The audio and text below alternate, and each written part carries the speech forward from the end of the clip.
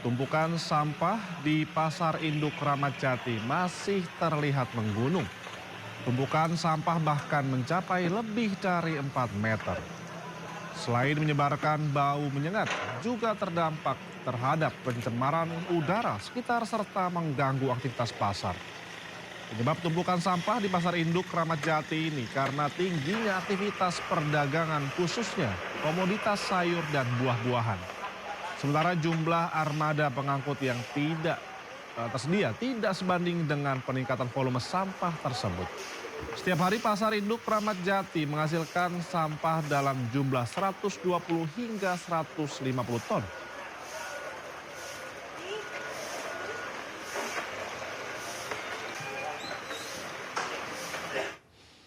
Timbunan sampah di Pasar Induk Kramat Jati, Jakarta Timur memang sangat meresahkan. Selain menimbulkan bau menyengat, tumpukan sampah juga menyebabkan kemacetan karena tumpukan sampah memakan sebagian jalan. Dan untuk mengetahui seperti apa kondisi di sana, ada rekan kami Hadisti Arifa. Hadisti, silakan dengan laporan Anda di sana. Iya, selamat siang Indra dan juga pemirsa. Hingga hari ini tumpukan sampah yang berada di Pasar Induk Kramat Jati masih terlihat menggunung. Dari pantauan saya pada siang hari ini tumpukan sampah ini memang sudah jauh berkurang dibandingkan dari hari sebelumnya.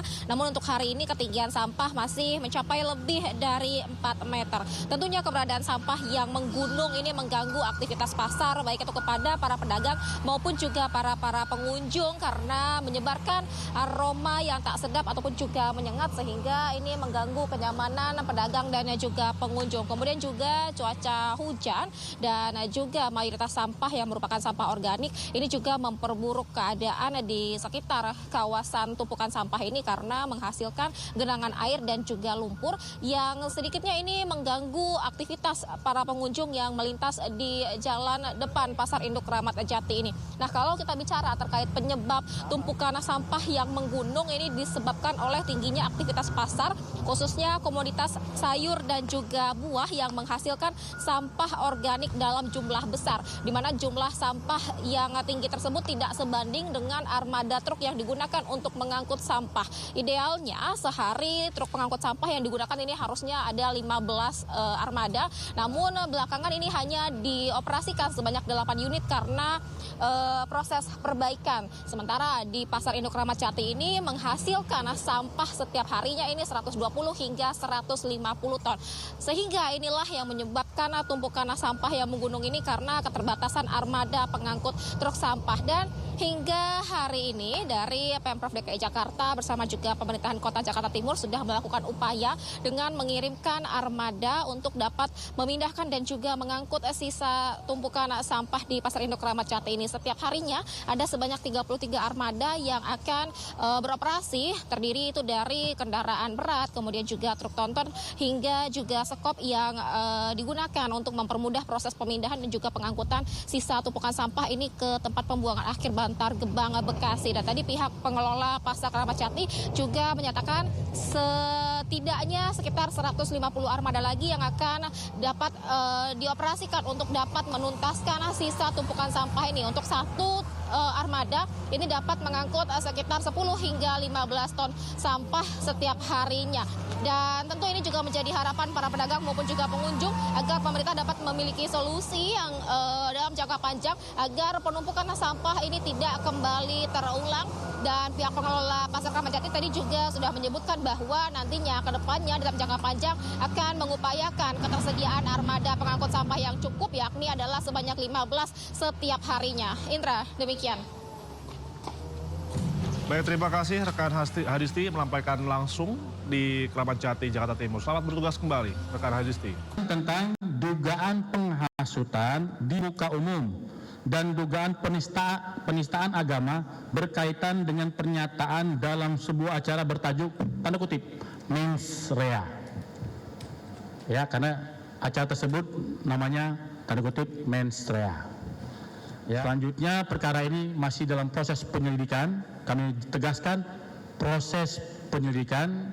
Berarti kalau proses penyelidikan, kawan-kawan penyidik akan melakukan klarifikasi kepada masing-masing yang bersangkutan, baik pelapor, saksi maupun saudara terlapor, ya, yang nanti kalau nanti hasilnya akan dilakukan gelar perkara, apakah ada unsur pidana atau tidak, nanti kita akan lihat dari hasil penyelidikan. Hai, apa kabar Indonesia? Gue cuma mau bilang terima kasih untuk dukungannya, untuk doanya. Banyak banget yang ngedoain yang baik-baik ke gue. Gue juga baik-baik aja. Gue lagi di New York habis ngisi siaran dan sekarang lagi mau balik ke rumah. Lapar, mau balik ke anak-anak dan istri dan makan malam sama mereka. Semoga lu juga sehat, semoga lu juga baik-baik aja. I love you guys. Dan terima kasih sudah mencintai kesenian stand up comedy. Moga-moga gue masih punya banyak perkomedian untuk Anda.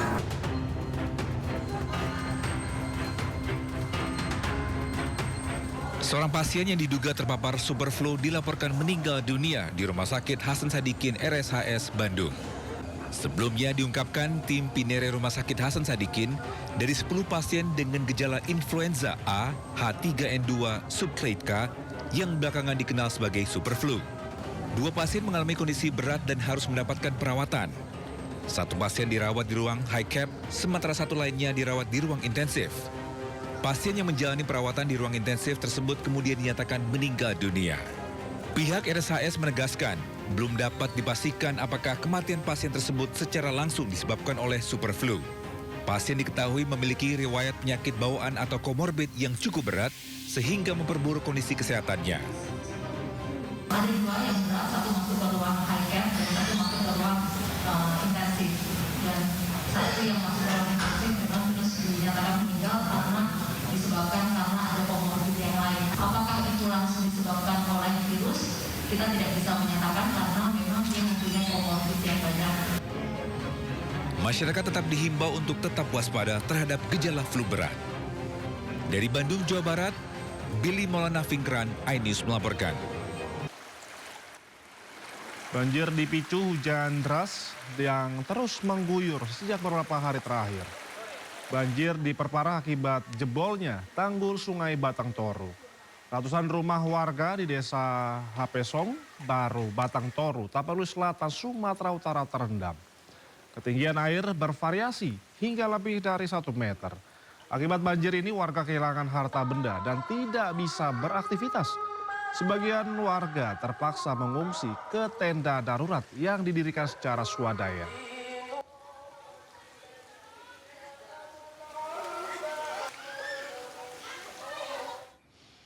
Sementara itu, pemirsa, banjir bandang yang membawa kayu gelondongan kembali menerjang Kabupaten Bener Meriah, Aceh.